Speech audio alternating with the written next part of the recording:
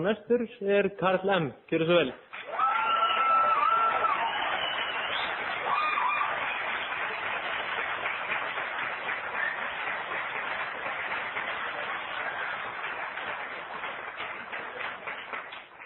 Good evening. My name is Karl. I'm an alcoholic.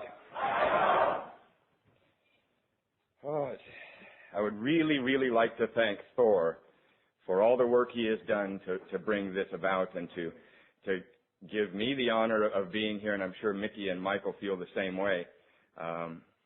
This is a huge honor in my life. It's an honor to be brought with Mickey and Michael. It's an honor to be in Iceland. In Los Angeles, quite often, at coffee shops, people that may talk a little bit in meetings of Alcoholics Anonymous may often sort of throw out, well, I got the honor of, I got to speak at the Rodeo Drive meeting, or I got to speak at the Pacific Group, or every once in a while somebody say, well, I got to go to Texas. Well, for the next number of months, we will be able to top that story because Iceland in the United States is regarded as a very exotic place. It really is. Mystical almost. I am Icelandic by heritage also. And in viewing out in the audience here and seeing all of the sober alcoholics, which of course is a small percentage of obviously the drinking alcoholics, I now know where my alcoholism came from.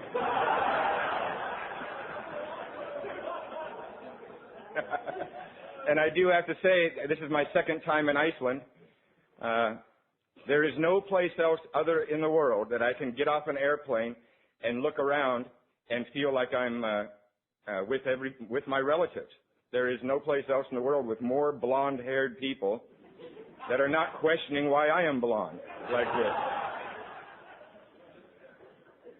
But I wouldn't want to put any kind of blame of alcoholism because actually alcoholism has become the greatest gift in my life. It really has, and so I would want to thank Iceland for my alcoholism. And if you're new, you may not understand that, except I could maybe, hopefully make you understand right now. If I were not alcoholic, I would not get to be standing here right now. And that is an incredible, incredible gift in my life. So I'm going to rifle right into my story. I didn't start drinking till later on in my life. I did not start drinking till I was 11 years old. It looks like that might be late in this room. I've been meeting people that are 16 years old with 4 years of sobriety here. And they have one hell of a story going on already. But I didn't know it at the time, but I believe it now. And that I believe I was an alcoholic right from the gate. And I believe this because of what happened to me within the 12 hours after taking my first drink. I was 11 years old, and my parents were out of town for the weekend, and I stole a bottle of wine from my father, and I locked myself in his study, and I proceeded to drink.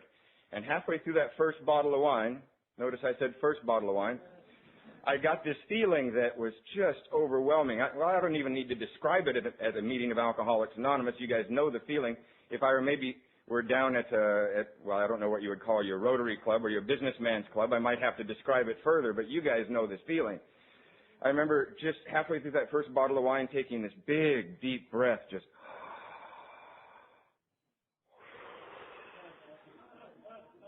Now, I didn't know that I'd been short of breath for the first 11 years of my life. I did not know that.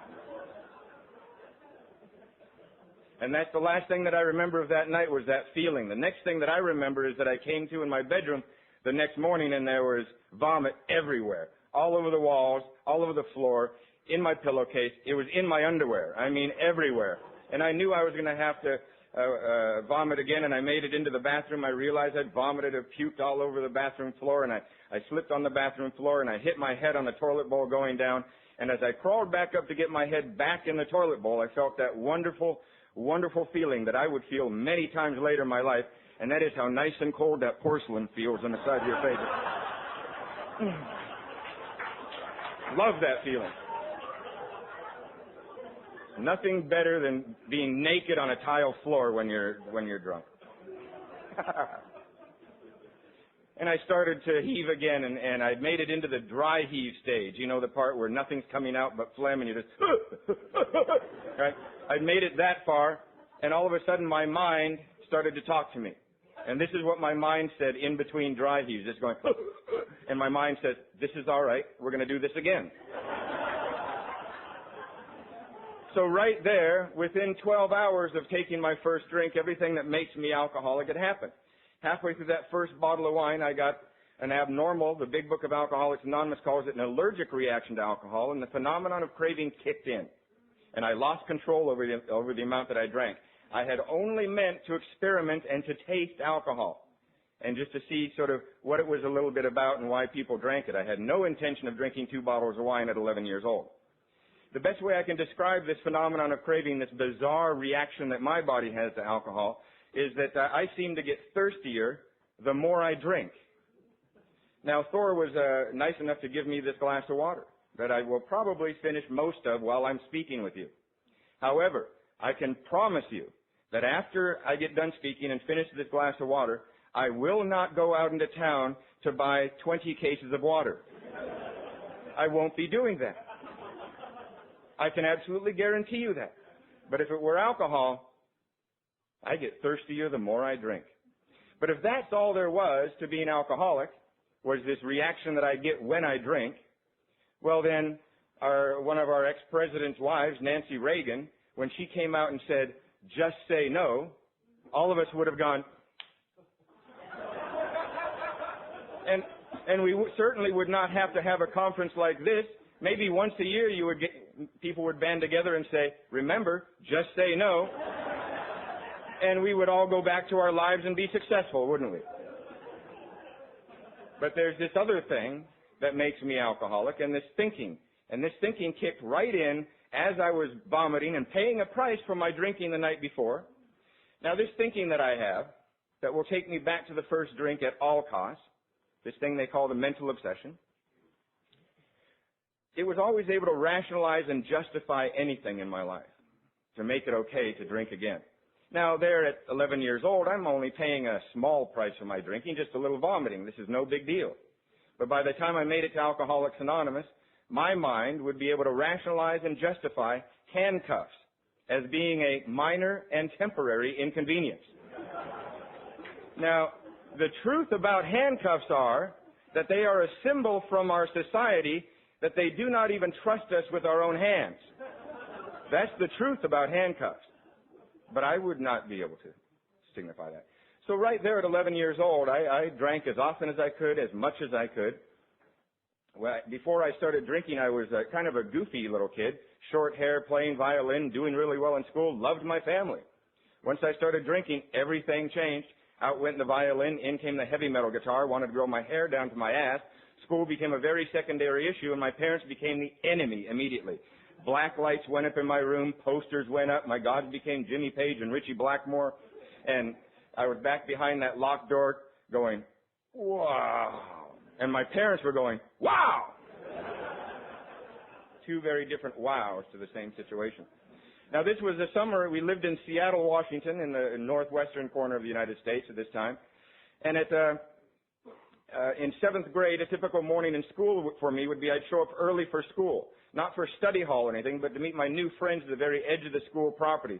I now refer to it as Loser's Corner, where everybody hangs out and smokes. And there would always be about 5 or 6 of us that were drinking, and we would always have this jar full of the parents' liquor cabinet mixture, right? It would always be some other kid's assignment to go raid the parents' liquor cabinet and pour whatever he could into a jar and bring it to school. Now, there would be whiskey, vodka, creme de menthe, vermouth, equal amounts of all of this in one jar. There'd be green things floating around in it, and you can imagine a 4 or 5, 11, and 12-year-olds handing this around and trying to choke this down.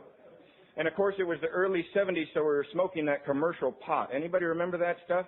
4-finger lids, $10 a bag, seeds and stems and the whole bit. Anybody remember that here in Iceland? It was even before Ziploc days when it would just be regular Glad bags, and as we'd roll that Glad bag up, there'd be about 9 people spit on it.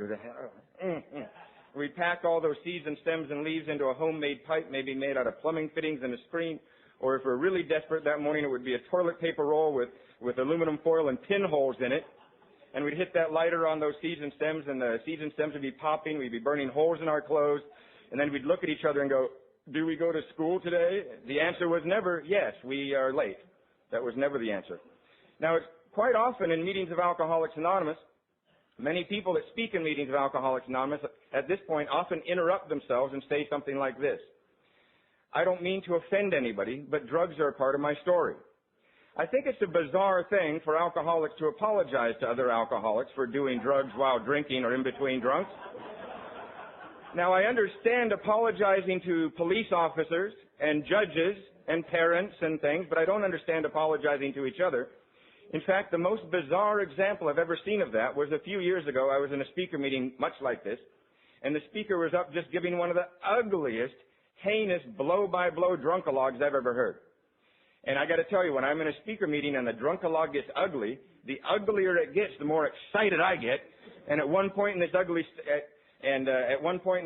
story, this fellow said, you know, I had 4 DUIs. That's driving under the influence. And the judge told me that if I got one more DUI, I was going to go to prison for sure. And sure enough, 2 weeks later, I'm on the freeway, and I was drunk in a blackout, and I hit a family of 4. They all wound up in the hospital, and I wound up in prison.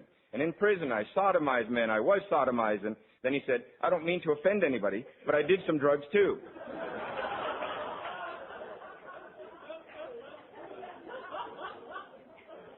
I was the only one that thought that was strange that night. So now by the time I was 14, I was a neighborhood drunk and the neighborhood drug dealer. And I forgot to mention, but my father was a neighborhood Lutheran minister. Yes, there was lots of whispering going on in the family. But my parents were very, very good people, and they saw that I was withering away in front of their eyes. It was no secret that all of a sudden I was, before I started drinking, I had a vocabulary. School was very important. Music and sports were important. By the time I was 14, none of that was in my life anymore. And my vocabulary by this time, my hair was down in front of my eyes, and my vocabulary was, wow, whoa, man. I would call my mother man. That's what I would do. But they always blamed my problems on people, places, and things. They always thought if we can get him away from that group of kids he's hanging out with, things would get better. They thought if we can get him out of that public school system into a private school, things would get better. But you see, I'm an alcoholic. My problems are not based upon people, places, and things. My problems are based upon my physical and mental relationship to alcohol. All that happens if you change the people, places, and things in somebody's life like mine is that I'm loaded with different people in different places, ruining different things. That's all that happens. So by the time I was 17 or 18, I barely scraped out of the public school system there in Seattle, and my parents decided that Seattle was the problem. If we can get them out of Seattle, things will get better. So they sent me 300 miles away to a university on the other side of the state, and they thought maybe this will straighten him out. Well, I spent 3 years at that university on my parents' money, and I gained about 10 credits in 3 years. At any given time, my grade point average matched my blood alcohol content about a 0.25. I did nothing at that school. By the time I was 22, this little story I'm about to tell you will let you know exactly where I stood with my family. Now, my father was Swedish, my mother's Icelandic, therefore that's why I look the way I do. Now, and I don't know whether this custom I'm about to tell you about is Scandinavian or whether it's Lutheran. I don't know. But at Christmas time, my parents would not just send out Christmas cards. They would send out a big, long Christmas letter that said everything the family had been doing that year. And when I was about 22, I got a hold of one of these letters that had been sent out the previous Christmas. And as I read it, it let me know exactly where I stood with my family. The first paragraph talked about what my parents had been doing that year, and the second paragraph talked about what the Morris children had been doing that year. And that paragraph went something like this. Our oldest daughter, Christina, just graduated from Cornell University in Ithaca, New York, with a master's degree in marketing. She's now working for a large pharmaceutical company in the Midwest as a marketing director. She traveled to Europe this summer. She saw this, she saw that. Her hobbies are this, this, and this, and she's a very happy young woman. We're very proud of her. Our oldest son, Eric, just graduated from Western Washington State University with a degree in advertising. He's now working for a large advertising firm here in Seattle. He loves to golf. He loves to travel. He's engaged to be married to this wonderful woman named Mary Lou. This was a while ago, mind you. A wonderful woman named Mary Lou who works for a very small company here in Seattle named Microsoft. It was small at one time. and they love to golf together. They love to travel together. He's a very happy young man. We're very proud of him. Our youngest son, Karl, just turned 22.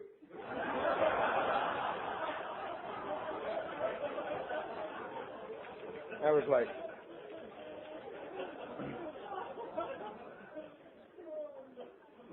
it's about this same time that it was one more wrecked car, one more time in jail, and my parents have said, you know what, we've tried to help you again and again and again, and all you've ever done is spit in our face. If you're going to live that way, go ahead, but not around here. Just leave. And I remember packing my car up, and I was going to head south from Seattle. Now, my cars. I'd had a lot of cars ever since I'd been 16 years old. And they always started out as a perfectly good used car, but they would die of alcoholism along the way. I don't know if your cars did that or not, but mine did. And this will tell you exactly why I drank. If I were physically sober on any given morning, meaning I just haven't had a drink yet that day, and I come out of wherever I happen to be living at the time, whether it be my parents' basement or a public park, you know, depending on what part of my life we're talking about, and I come up to a car that I've owned for a while, and I haven't had a drink yet that day, and I'm restless, irritable, and discontent, just generally mad at the world, and I walk up to a car that I'd owned for a while, and I'd see the dents and the broken windows, and I deserve better than that. And I would get in, and I would smell the rancid smell of stale alcohol on the carpets, and I would see the cigarette and hot box burns on the seats. And then I would turn the key, and it's only hitting on one or two cylinders, and I'd be driving down the road with the rearview mirror hanging off and a cracked windshield, and I'd be driving down the road, and I'd get madder by the second, and some young guy in a nice car would blaze by and honk at me like I'm in his way, and I'd say to myself, damn it! Right? Just a little edgy here. And all I would have to do is go drink for a couple of hours. And now, after drinking for a couple of hours, I would walk up to that very same car. Now, after drinking for a couple of hours, I'd walk up to that same car, and I'd say to myself, why, that 62 Dodge Coronet is a classic. And I would get in, and it wouldn't smell bad anymore. And then the most miraculous thing I ever experienced prior to coming to Alcoholics Anonymous would happen when I would turn the key. Now, after drinking, I would turn that key, and as far as I was concerned, it was like, boom! It's like a mechanic had been working on my car while I'd been drinking. Now, I didn't know that the ability for alcohol to totally change my perception of my reality around me was going to actually gives me three choices: jails, insanity, death, or here. And I do have to tell you that at 11 years old, when I reacted to alcohol physically and mentally in the way that I did, my choices were jails, insanity, death, or Alcoholics Anonymous. Right now, I am 14 and a half years clean and sober in Alcoholics Anonymous, and my choices have not changed. My choices are still jails, insanity, death, or Alcoholics Anonymous. And that's also why I'm so glad that Thor did the work and the other people that did a lot of the work here, because the unity of Alcoholics Anonymous is very, very important. And I'm so glad that all of you have supported this, because we all know that if we don't stand together, we will die alone. We really will. And every country needs to be able to their members of Alcoholics Anonymous need to gather on a regular basis and reconfirm that they are standing together in this disease. And so I'm very proud that you guys have done this. At that time, I headed south towards California in that car. I lived at beaches. I showered out of my car. The words are demoralizing. That's the only words to use. About a year and a half later, I was back up in the Seattle area, and a drug deal went very, very badly. And it went so badly that I joined the United States Navy. It went that badly. What I'm about to tell you should scare the daylights out of you, but on my way into the Navy, I passed a potential test.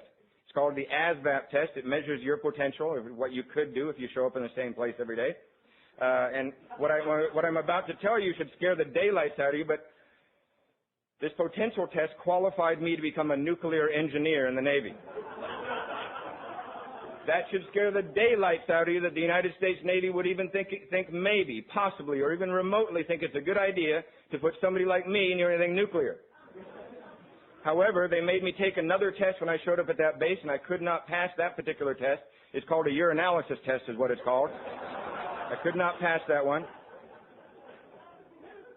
So I was immediately transferred out of this nuclear engineering group and kicked out of that and put into this group that they affectionately called nuclear waste is what they called this little group of people. Now, I'll never forget the day I was in the boot camp. Been there for a couple of weeks. And the list came in. of all the people who had gone positive on the first year analysis who were now in jeopardy of being kicked out because they had lied about their drug use before entering the Navy. They're supposed to be kicked out. I'll never forget when what they call a master at arms, like a military police, would walk in with that list. And all the ones that knew our name were on the list, we knew our names were on that list, and we all kind of looked at each other, and he came in and read the names off that list, and sure enough, my name was on there. They marched us out of our boot camp company, put us in a van, and took us over to this other building on the other side of the Navy base. Then they read off everybody's name except mine, told me to sit in the van. And they marched the other men into this building, and the master at arms came back, and the driver drove me to another building. The building where the commanding officer of the whole base, it's called Great Lakes Naval Station. It's one of the largest naval stations in the United States, training bases. Took me right into the commanding officer's office. Now I'm getting a little worried here. Why would they be taking me here? They marched me into this big office, very plush carpeting, pictures of naval vessels all along the side, a big giant oak desk, and this man sitting behind with all this gold on, very impressive uniform. And they marched me in front of this man, and the man asks me my name. I tell him my name. And then he has a telephone on his desk. And he pushes the speakerphone button, and he says into the telephone, "Walter," it's my father's name. Now my father, other than being the Lutheran minister, was also a Navy chaplain reservist for 40 years ever since World War II. The man who was the commanding officer of the Great Lakes Naval Station at the time was an old war friend of my father's. And because of this sort of different spelling of my last name, it triggered a memory in him. He looked in my records, realized I was my father's son. So I'm standing there in front of him, and he says, "Walt, I have your son here. He's gone positive for the first year analysis test for cocaine. Technically, we should kick him out of the Navy. What do you think we ought to do with him? I'm calling you because you're an old friend." I hear my father's voice over the speaker say, "It is none of my concern." Click, dial tone. Now I knew I had been embarrassing my family in the north end of Seattle for many, many years. But now I'm embarrassing my father at a national level. If I could have just slithered out of that room under that carpet, I would have. Well, they kept me in the Navy anyway, and they took away this nuclear status, and they made me what they call a conventional electrician. And for many years, they would not even let me stand watch on a light switch. 2 years later, I was a lower rank than when I first came in.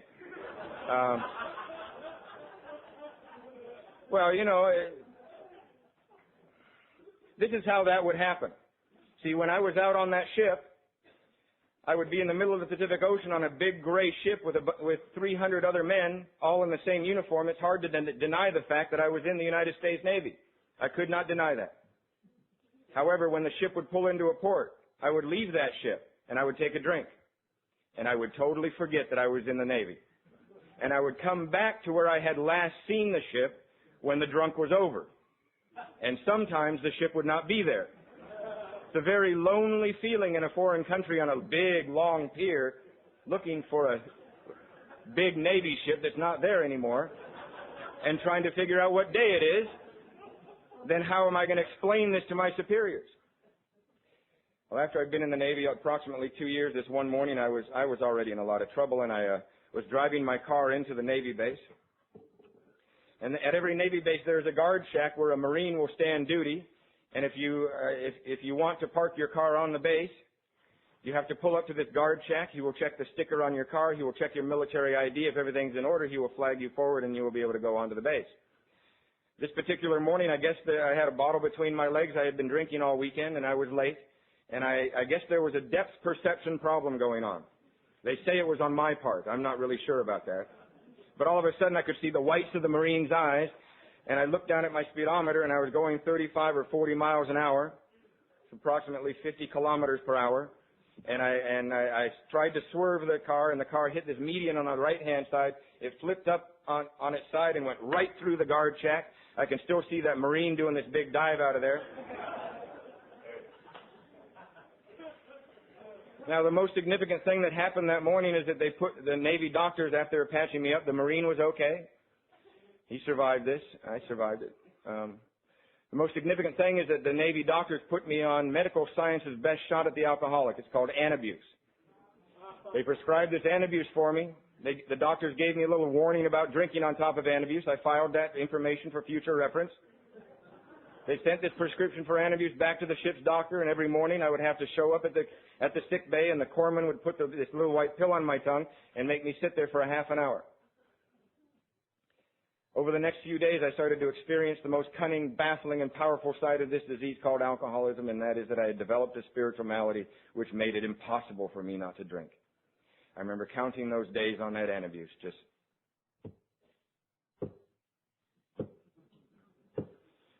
it's been about 4 days, and I'm on antabuse.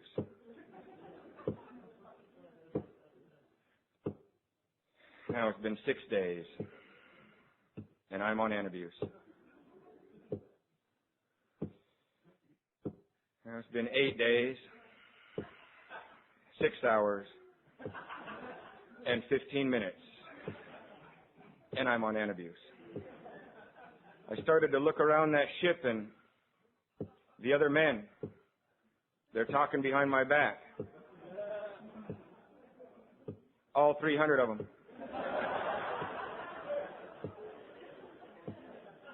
Do you ever feel that way in AA? The only difference is that in AA, we are talking behind your back. But I'm sure only with love and tolerance in Iceland, you know. On about the 10th day on this antabuse, I snapped. And I went AWOL from my ship. I left the ship without authorization, simply because my division officer had asked me to do a very legitimate task, and I could not believe that he had asked me to do this lowly task. So I let the division officer know how I felt. Military officers are very concerned with their subordinates' feelings. So I said to him, "You obviously don't know who I am, do you?" And I'll never forget this. He turned on his heels and he stared me down and he said, "All right, who are you?" And I stood there like, to this day that I stand before you, that's the most embarrassing question I had ever been asked in my life. So I left the ship, and I went down to downtown San Diego where the ship was in dock there, and I checked into this little flea bag hotel called the Plaza Hotel. I got a bottle of vodka and a shot glass, and I sat in this little hotel on the edge of the bed with this little nightstand and the bottle of vodka and the shot glass in front of me. And I remembered the warning that the Navy doctors had given me about drinking on top of antabuse. They had said, "Son, if you drink on top of antabuse, you'll get one of two reactions. One reaction is you will get violently ill. The other reaction is you might die." I remember thinking, well, I wonder which reaction I'm going to get. And I took one shot, and nothing happened. I figured authority had lied to me again as far as I was concerned. I waited about 2 minutes just to make sure, and I took another shot. All of a sudden, I felt tingly in the face, so I looked in this cracked little mirror that was in this hotel room, and I was bright red, blotchy and purple in places. Took another shot. All of a sudden, I could feel my heart going boom, boom, boom. I looked at my shirt. I was drenched in sweat, and then all of a sudden, I was like hyperventilating. We're doing all right so far.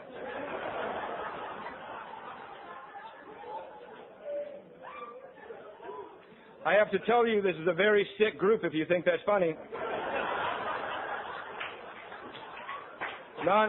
Non-alcoholics do not find this to be humorous. In fact, I have proof of that.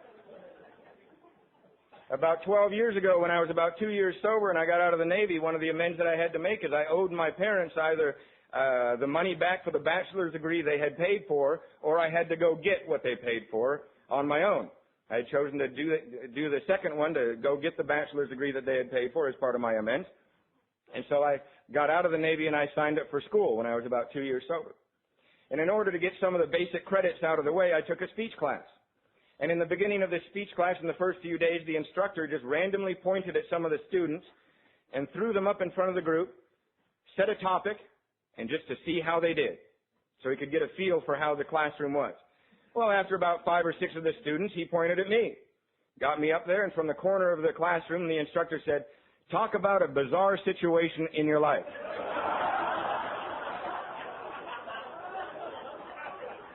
So I told him about drinking on top of Antabuse.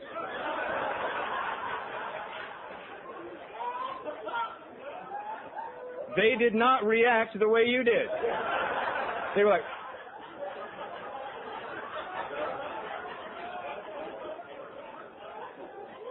it took me months to get any friends in that class after that.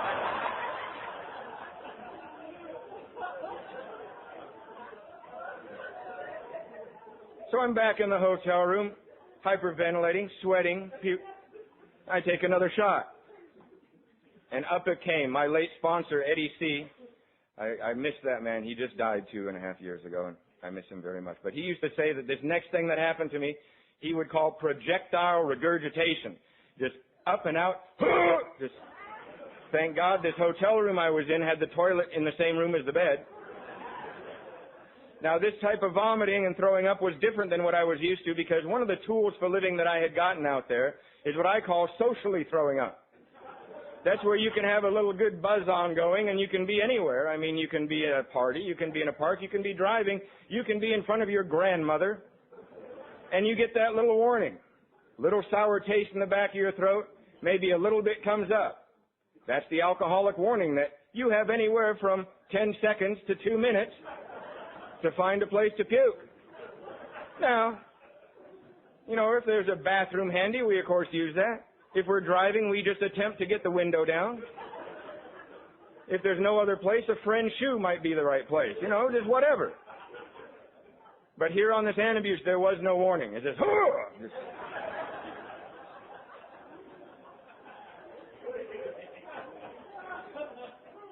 But I found the magic of drinking on top of Antabuse. That if you don't die, remember that, if you don't die and you hang in there, that's the secret. You got to hang in there and not die. Got to get those two things going at the same time. A little bit of a juggling act, but I found that if I hung in there after and I would drink and I would puke and I would drink and I would puke for somewhere between 1 to 2 hours, and enough of the Antabuse would kick out of my system and I would quit throwing up. And then I would just be left with red face, hyperventilating and sweating. And I already told you, I'm all right with that. It's all right. I drank on top of Antabuse for approximately 7 months. My second to my last drunk, I was left for dead in a motel parking lot after I was wandering around drunk out of my mind. Apparently I was looking for some crack cocaine. It seemed like a good idea at the time. And 3 men jumped me for my money and my military ID. And the next thing I knew, I had woken up. I came to, and we all know this. There are always signs that we look for as to whether things are all right or things are not. Right?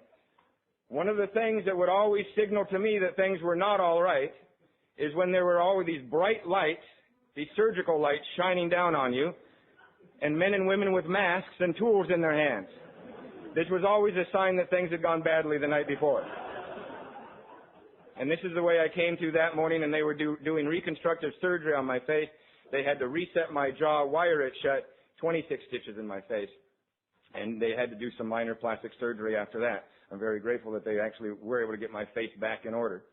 I remember after I had been in the hospital and my face my jaw was still wired shut, I was in the hospital and fully medically detoxed. Now this is an example of my alcoholic mind, not my alcoholic body, because I had been detoxed with IVs and everything that hospital had to offer, and it was a good 5 to 7 days later that I was being led down the steps of the hospital with my jaw wired shut, crouched over like I was about 90 years old, being helped down some stairs.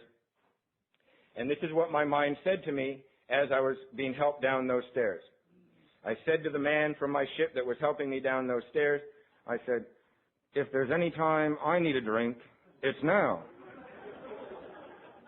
But now this man was a good Navy man and he agreed with me. Got me a bottle of vodka and a straw. That's what I needed. My last drunk, a few months later, I was coming out of the San Diego jail and handcuffed being brought back to the ship, and the orders had already been processed on the ship the night before, and the orders on the ship had said, we will not accept him back on this ship. The orders are 90 days in the brig, bad conduct discharge, or, and I remember as I was standing there in handcuffs, it was one of those days where the neck muscles weren't working quite right and the handcuffs, and I hated those mornings when you're in handcuffs and you can't quite think straight, and there's all these authoritative type people making decisions about what to do with you. Just hated those mornings. I've often looked back and wondered what would have happened if I could have gotten my neck muscles to work and pop up and say, would you like my opinion?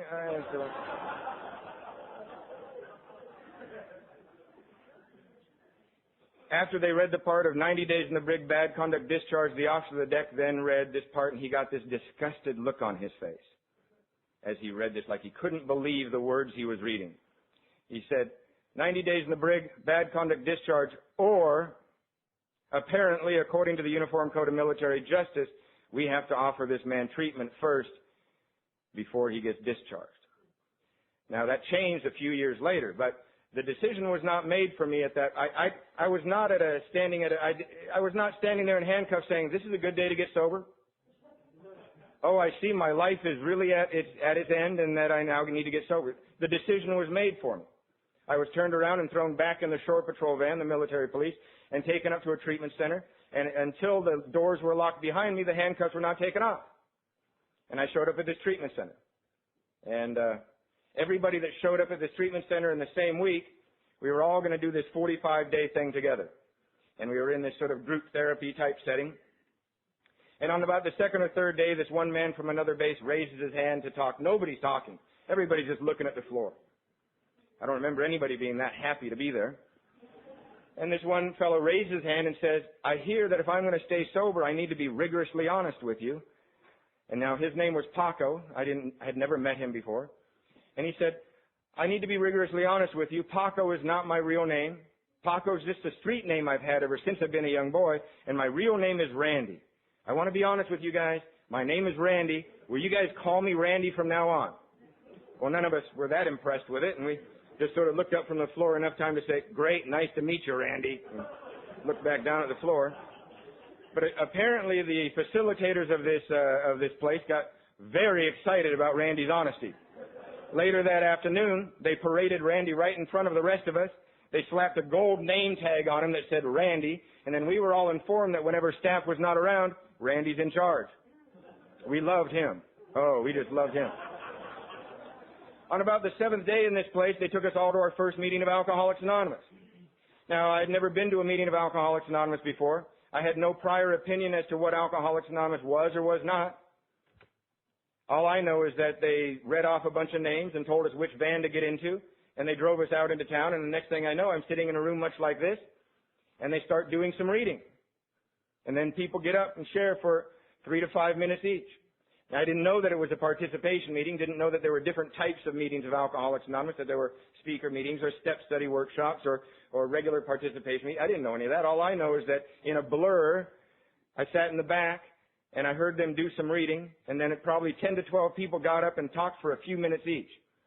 And all I know is that as I sat there and listened to them read, and when they shared, that I got this feeling in my gut of, oh my God, they know. They know. Now, I'm not sure what it is that they know that I think I know, but they know. Now, I'll never forget this one fellow who got called on, and he walked all the way to the front. There's a podium participation meeting. And he introduced himself, and he said one sentence, and he sat down. And he described the alcoholic mind better than I've ever heard it described. He walked up and he said, my name's Jack, I'm an alcoholic. My mind would have killed my body a long time ago, except it needed it for transportation. And he sat down. And I was just, whoa. Now, the main thing, one of the main things that was going on there is that somebody brand new with no prior experience of Alcoholics Anonymous was getting the basic message of Alcoholics Anonymous, that they drank like me and they thanked like me, right? Just in the little things that they were saying. Because, I had, for years, in the last 5 to 8 years of my drinking, I had a lot of dirty little secrets. We all have those dirty, ugly things from our past that we're not going to tell anybody. You know that thing that happened in the middle of that night that even if you just witnessed it and maybe not even a part of it, you know you were fundamentally changed as a human being. That thing that if you knew that your grandmother had ever seen you involved with, you couldn't live with yourself. Those things that happen again and again in the alcoholic life. We all have that. But there was something else that had been just killing me on the inside. And that is that I could not explain to myself or anybody else why I drank the way I did. I mean, through my life, there had been very ugly scenes as a result of my drinking. And I remember feeling like as some sort of authority or a parent or a girlfriend or somebody would be yelling at me about my drinking, I would be responding with, yes, I know. I know. Yes. I see that my drinking is out of hand. Yes, I see that burning car over there. I understand. I know it looks like my drinking is out of hand. I know it looks like what. But deep down inside, if I could have somehow worded it, I would have said to them, but if you knew how I felt when I was not drinking, you wouldn't be asking me why I drink. And that was something that I could never have verbalized, but was killing me on the inside. And yet at that very first meeting, I heard people mentioning just that. What happens to us when we take the alcohol and or drugs away from us. This strange mental obsession and this spiritual malady, this inability to function on this planet without returning to the drink. And that's the perplexing part of this disease called alcoholism, this part that we can't even explain to ourselves. And I certainly did not fully understand it that first night, nor for a long time. But I got a little glimmer of hope that these people understood that. Now, the next night I went to another meeting, and I got very confused at this meeting because everybody was talking about something called a drug of choice. One person would get up and say, well, my drug of choice is. And somebody else would say, well, my drug of choice is. And I was sitting there in the back going, was I supposed to be choosing out there? Do they want me to choose now? What do they want me to do? So I'm back at this treatment center, and I asked the counselor who'd been assigned to us, her name was Mary Weber, wonderful woman, a non-alcoholic, very devoted to working with alcoholics. And I go, Mary, last night in the meeting they were talking about something called a drug of choice. What on earth do they mean by that? Now, I'm like 8 days into this thing. I'm still very foggy. And she says, let's play a game. Oh, okay. She said, let's imagine that I walked into this room and I had a tray. And on that tray I had a bottle of Jack Daniels, and an ounce of cocaine, and an ounce of Thai sticks. Which one would you take? I started to drool immediately. Ha, ha, ha, ha, ha. And I said, I take them all! She started to snap her fingers. Settle down. Come on back. And my eyes refocused for a minute. And she said, you can only have one. Which one would you take? I said, well, I guess if I can only have one, Mary, I'd take the ounce of cocaine. And she said, well, then maybe cocaine is your drug of choice. Do you understand now? I said, no, I don't understand. She said, what's the problem? I said, well, Mary, if I can only have one of them, well, I'd take that ounce of cocaine, I'd get the hell out of here, and I'd sell half of it. Now I'd have enough money to buy a quarter pound of Thai sticks and a case of Jack Daniels. That's what I would do.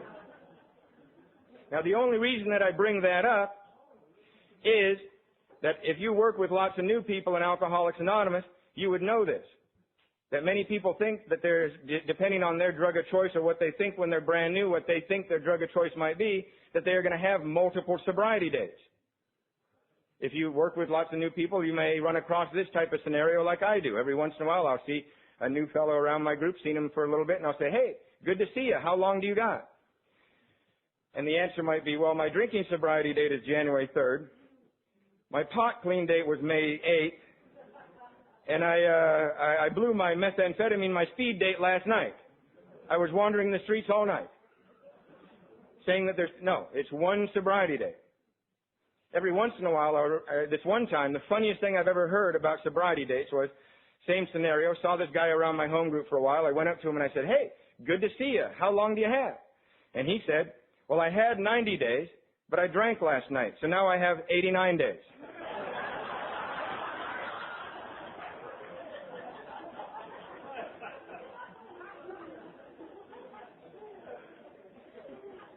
I had to think about that one for a second.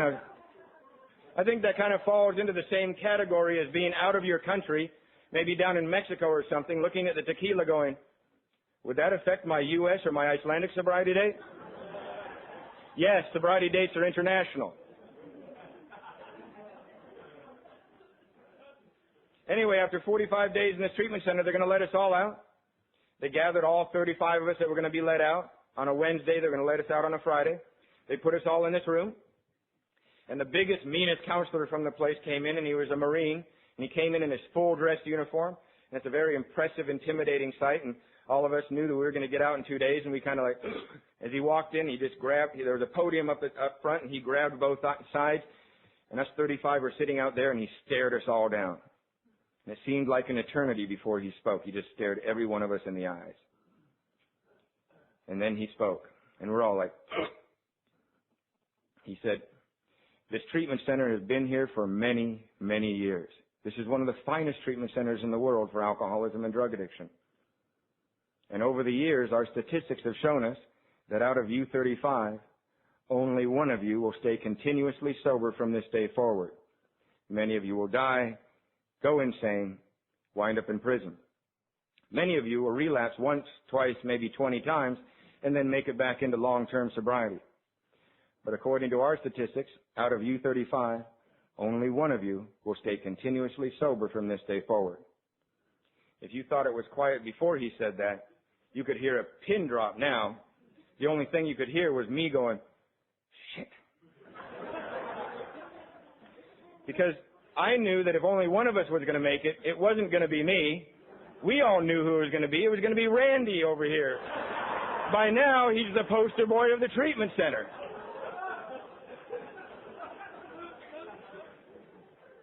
So on this Friday, they're letting us all out.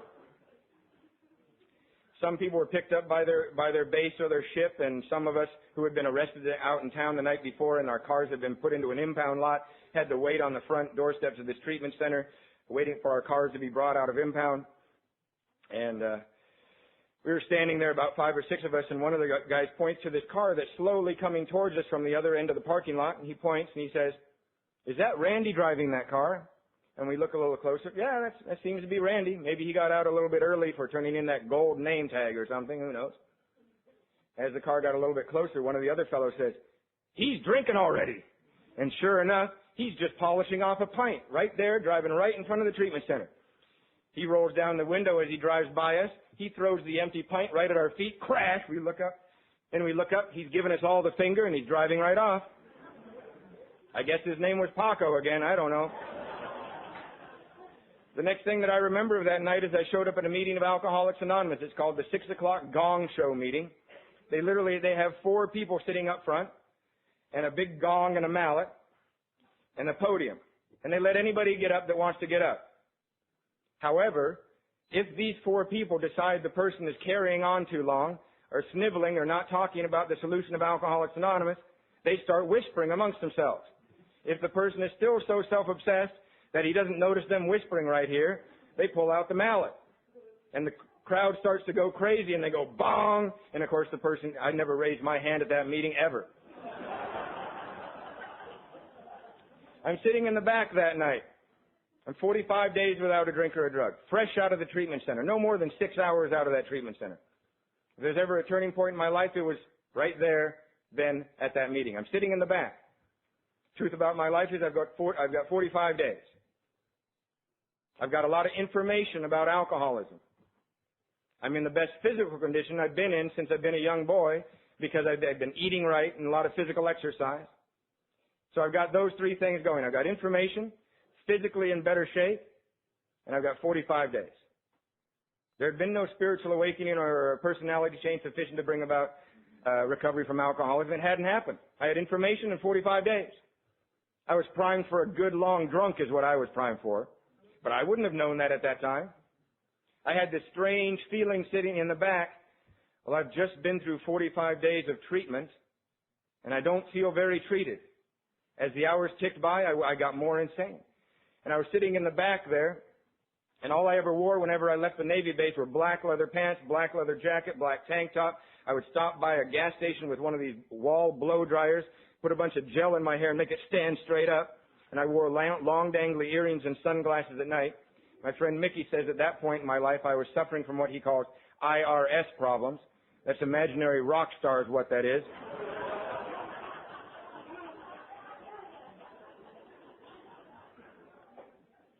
One guy that night sitting in the back operating on his primary purpose that night leaned over to me and said, "Hey, never seen you here before. What are you doing?" I didn't think quick enough to lie to him because I would have. If I just would have thought for 1 second, I would have made up a story. But I didn't think quick enough, so I told him the truth. I said, I just got out of this Navy treatment center and, I don't know. I don't know what I'm doing. This man's eyes went bing, big smile went across. He looked like he had just landed a giant marlin. I didn't know there were men in Alcoholics Anonymous that would lurk around the backs of meetings looking for other men that didn't know what they were doing. And that it's sort of like a prize when you find one that admits they don't know what they're doing. I didn't know that most new people say, "I know what I'm doing, don't bother me, I'm fine." Right? And he was like keeping me away from his friends. He was like, I was his. I now know why he was especially glad to meet me that night, other than just the fact that he was that type of fellow in Alcoholics Anonymous. This man's girlfriend had left him the night before for another friend of his in his home group. So he was wondering what to do with his weekend. Homicide, suicide, get loaded, or grab this newcomer. He's like all over me all weekend. We went to like 18 meetings of Alcoholics Anonymous that weekend. And this guy was just crazy over this woman all weekend. After each meeting, he'd throw me into the passenger side of his car, he'd start driving, and he'd start yelling. He wouldn't even look at the road. He had like one of those AA radar cars that just made it to the next meeting. He'd be yelling at me going, "You gotta go to meetings, you gotta get a sponsor, you gotta read the book, damn her. Gotta go to meetings, you gotta read the book, damn her." I'm going. Now, I didn't know it at the time, but I was getting a very early introduction to your typical AA relationship breakup is what I was getting. But I'm so very glad that this man that night in the back of that meeting was somebody who had done the work of Alcoholics Anonymous and understood through doing the work of Alcoholics Anonymous that the solution to his pain that night was out of self, out of self, out of self. I'm so very glad that that particular man that night was not at home underneath his covers whining into his sponsor's answering machine, "She left, she left, she left." Instead, he was out there dragging my sorry butt around to meetings. And I learned something very, very valuable about how we go to meetings of Alcoholics Anonymous, especially when we're new and certainly all through our lives. How many people know a little bit about American football, not soccer? Nobody. Well, on American football, the whole team will gather in between each play, about every minute or so. They'll only do one play. They'll gather up and they'll huddle up together and they'll make a plan for the next play that they do in the sport. And what I'm going to correlate how we go to meetings of Alcoholics Anonymous to how they huddle up in a football game. See, they'll only do one play at a time in football, and they'll huddle up, they'll make a new plan, and they'll do one play. Then they'll huddle up again, and they'll do just one more play. And the purpose, of course, is to win the game. And it's exactly what we do here in Alcoholics Anonymous. And to win the game in Alcoholics Anonymous is one day without a drink or a drug, you're a big winner. And how do we do that one day here? We run in here and we huddle up. And we go, "Remember, we're bodily, mentally different from our fellows. Break!" And we go out there and we try a little bit. We try a little bit of that. And we run right back in here and we huddle up. And we go, "Remember, we're bodily, mentally different from our fellows." And just before we break, some fellow in the corner might go, wait. I've been here for 6 months. I'm sober, but I'm broke and I'm bored. What do I do?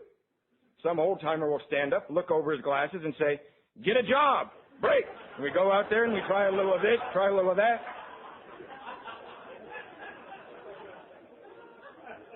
And I always have to remember that I'm bodily and mentally different from my fellows in regards to alcohol. My brother and I look a lot alike. And that's sort of abnormal over there. I see a lot of people that look like my brother here right now. But that's very abnormal. Iceland's the only place that I can see that. But my brother and I, now that I'm sober, have many of the same views. Politically, we enjoy a lot of the same things. We're related by blood. We're very much alike, except in our relationship to alcohol. He does strange things, like when we're out golfing, on the third or fourth hole, the woman will come by with the drink cart and he'll order a beer. And you'll forget that it's there. He'll open it, he'll have a couple of sips, and then I'll have to remind him about 20 minutes, you've got your beer there! He has a very bizarre relationship to alcohol.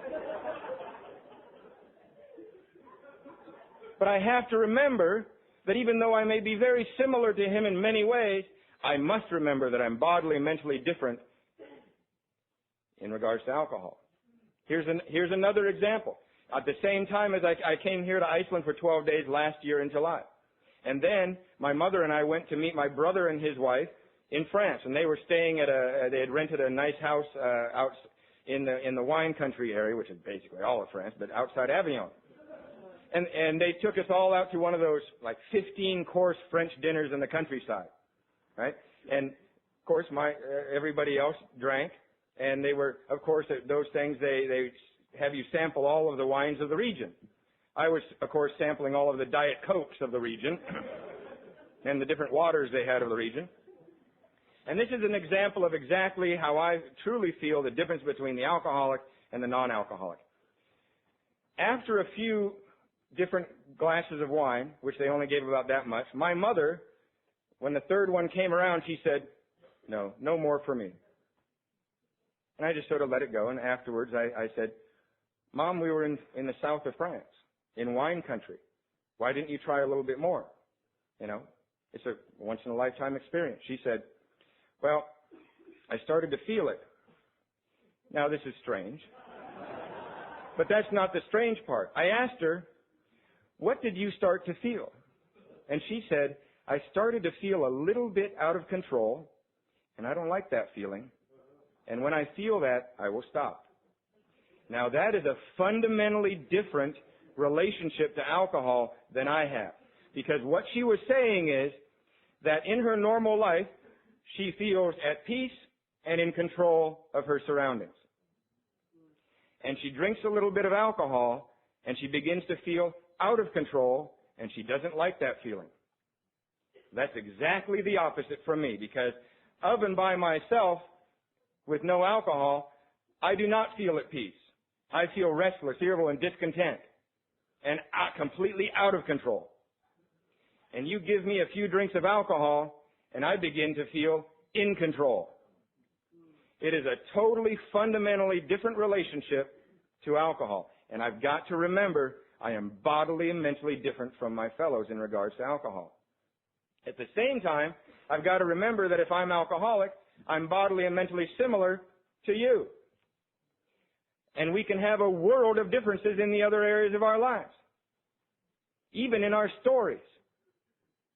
So if you sat there and were listening to my story and been saying, well, I'm not American. I was never in the Navy. I didn't use any drugs. Certainly did not have a Lutheran minister for a father. Even though I hear that's kind of common around here too. You're listening to the wrong things. Because if we listen to people's story in Alcoholics Anonymous based upon facts and circumstances, we're going to miss the boat.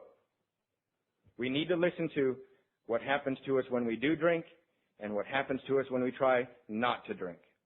And that's the common thread that we can all grab a hold of. So, I get out after that weekend of 18 meetings of Alcoholics Anonymous. I get back to my ship, and the one other recovering alcoholic is on that ship. His name was Bob W., and he seeks me out, and he gets all excited. He's just another guy like this guy from the weekend, and he starts dragging me to meetings. We're going to lots and lots of meetings, and then the ship had to go out to sea a few months later. For the very first time, I was going to have to go out to sea on the ship sober. And he told me I needed to meet him in the aft end of the ship every night at 6:30. And the first night at 6:30, I was waiting there for him. And he walked in with that blue book, the big book of Alcoholics Anonymous, and he tossed it down on the table, and he said, We've been to lots of meetings together. Have you read it?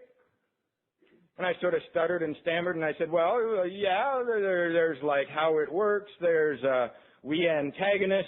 There's some doctor with some opinion about something. And so while the ship was out at sea for 21 days, we started right at the beginning of the book. He started to read. When he got tired, he had me read. And we did a very unique thing these days in Alcoholics Anonymous. When the book told us to do something, we set the book down and did it before we continued on. And by doing that in that 21 days, he tricked me into working the steps of Alcoholics Anonymous. And we came back from that 21 days out at sea, and I had this list that I was not happy with. But he seemed to be ecstatic about it.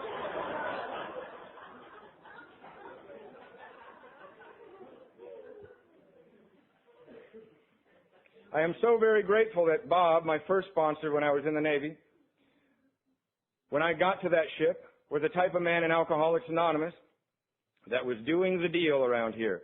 He had a sponsor. He had commitments. He was going to lots and lots of meetings.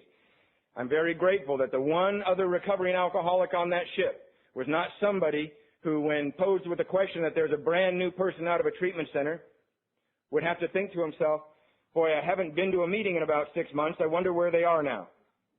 He was living a way of life that all he had to do was stick his hand out and say, do what I'm doing, and he could save my life. Just by saying, come on and do it with me. Right? And then take me through the steps of Alcoholics Anonymous. That 21 days when he took me through the steps of Alcoholics Anonymous, meaning I was taking the steps of Alcoholics Anonymous, I did not get what I believe is promised by Alcoholics Anonymous when they talk about spiritual awakening and spiritual experience. Sounds strange. I believe I received, when I took the steps of Alcoholics Anonymous this first time, that I got a personality change, like it talks about in the spiritual experience in the appendices of the Big Book, a personality change sufficient to bring about recovery from alcoholism.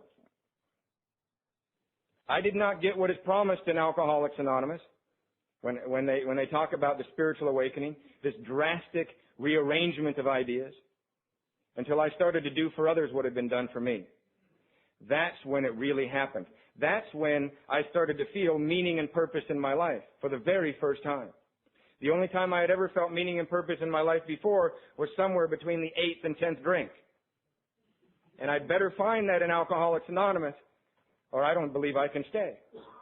Now, I also found early on in sobriety what it means and how so valuable it is for one alcoholic to work with another alcoholic.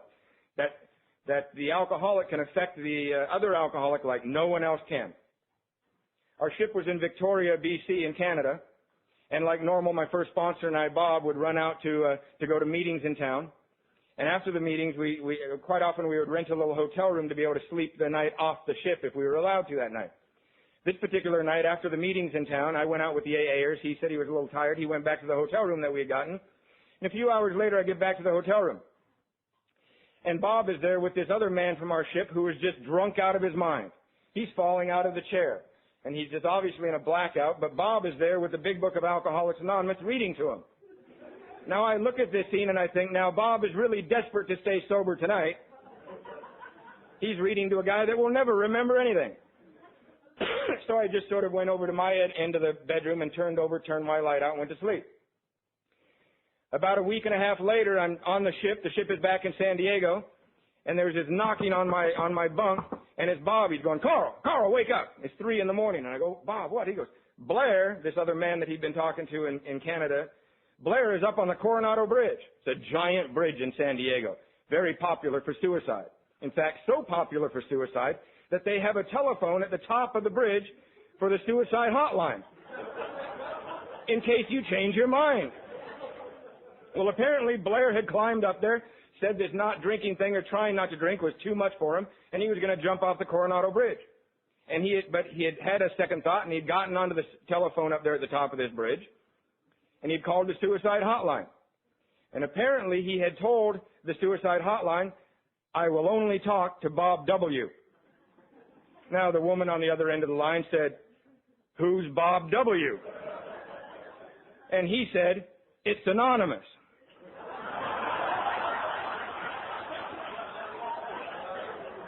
but I'll only talk to Bob W.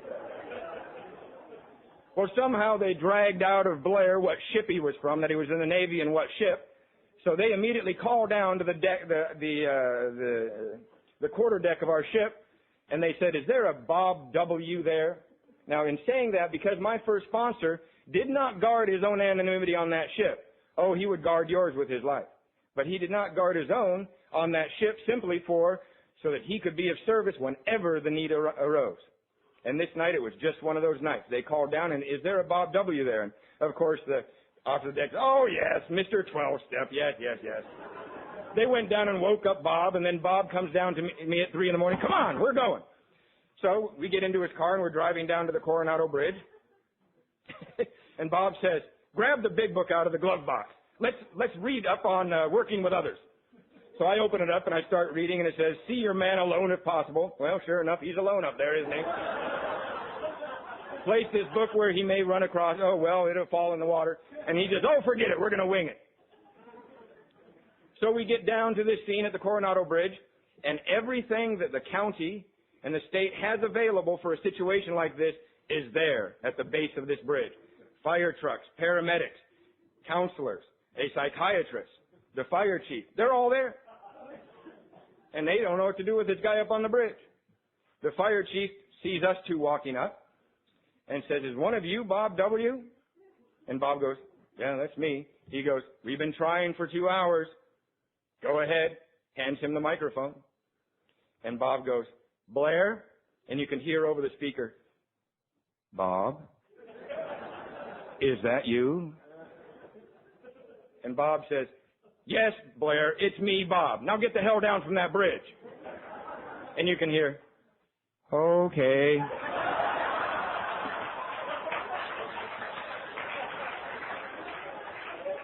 One alcoholic can affect another alcoholic like nobody else can.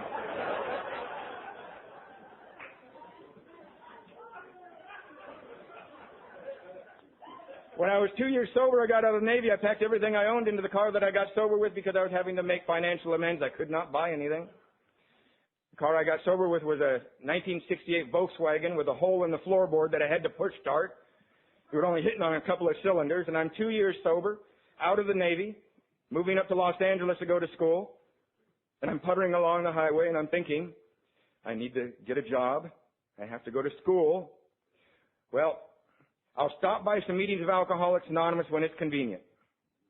And I accidentally pulled into this little town in Los Angeles called Covina, and I went to a noon meeting. I just wanted to see where the meetings were, for when I needed one, I could go there. Now, this is very smart thinking for an alcoholic of my type. And I went into that meeting, and I met this man named Eddie Cochran, who just passed away on March 14th of 1998. And he became my sponsor for the next 10 years. And this man changed the course of my life in Alcoholics Anonymous. He was 10 years sober when I was born. When I met him, he had 35 years. And when I met him, he poured me a cup of coffee and started chatting with me. He had never seen me around the group before. And I tried to explain to him, well, Eddie, I just got out of the Navy. I need to get a job, and I need to go to school, and I'll stop by. I'm glad to find out where the meetings are here in this town, because I'll come by when I get a chance. And he just started to chuckle like he always would. He just always had this funny little laugh. I'm sure Michael remembers him, and Mickey, of course, knows him. And he had this funny little laugh, and he said, oh, yes, school and work. Those are wonderful things for a young man recovering from alcoholism. But that's what we do in between meetings. He was giving me one of the most fundamental secrets to being able to stay sane and sober and to get the life that we're promised here in Alcoholics Anonymous on the long term. What he was teaching me was that I needed to live in Alcoholics Anonymous and visit the world. So many of my friends and so many people I have known have tried to live out in the world and visit Alcoholics Anonymous when convenient, and they're not here. Now, when I say live in Alcoholics Anonymous, I'm not saying that you need to go to the sunrise meeting, the noon meeting, the 8 o'clock meeting, and the midnight meeting and get a job down at the local New Alano Club serving coffee. It's not what I'm talking about. I'm talking about a spiritual centeredness of knowing who and what I am, what my problem is, what my solution is, and what the plan of action I need to activate in my life on a regular basis is. I need to have that first in my life. And one of the very first things he told me I needed to do was put newcomers in my car. and take them to meetings. And I said, but Eddie, I have to push start the car. There's a hole in the floorboard. One of them might fall out. He said, put newcomers in your car and your life will get better. Now, I didn't see how this could possibly be. But since he was 10 years sober when I was born, I thought I might give it a try. And the very first night I did it, my life got better. The new guys could push start my car for me. He didn't say how much better, he just said better. Now, I'm going to be able to sum this up right now with one little story, and this will tell you exactly what Alcoholics Anonymous has done in my life. About a year ago, I was asked to come down to a little camp-out conference in Nogales, Arizona. I get asked a little bit, certainly not as much as Mickey and Michael do. They travel all over the place. I get a chance to do it maybe 10, 15 times a year to go out of state. And I got called to go to Nogales, Arizona, and I knew there was going to be one of these things where it's a camp out, and that when I showed up, they were going to show me my little tent where the trucks are driving by, and I was going to have to knock on somebody's trailer door to go to the bathroom. But I had committed to doing that, and so I was about ready to leave for this area called Nogales, Arizona. It was a long trip, anyway. And so I called my mother before I left town, like I do. I carry a pager that is good. I can be paged anywhere in the whole continental United States. And I told her, you know what? There might be a blanked out area because this Nogales, Arizona is such a remote area. You may not be able to get a hold of me. I've always wanted my mother to know how to get a hold of me at any time. She's 73 years old now. And so she said, Nogales, Arizona. Our old friends, Don and Leona, live just about 40 miles north of that. Give them a call. Maybe you can get with them over the weekend. And I had to say, wait, Mom, you have to remind me, who's Don and Leona?